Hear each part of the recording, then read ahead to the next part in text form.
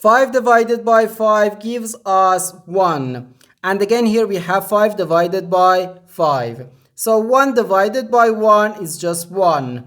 But this answer is not correct. Because according to the rule of operations, when we have more than one division in an expression, we have to work from left to right. So therefore, first we have to do this division, then this division, and finally this division. If we do this division before this division, it is wrong.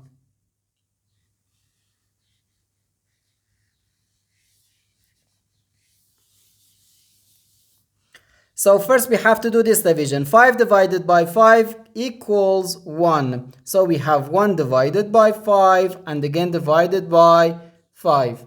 Now we have to do this division. 1 divided by 5 can be written as 1 over 5. Then divided by 5. Now, according to the KCF rule, K stands for keep, C stands for change, and F stands for flip. We can write keep the first fraction, change division to multiplication, and flip the second fraction.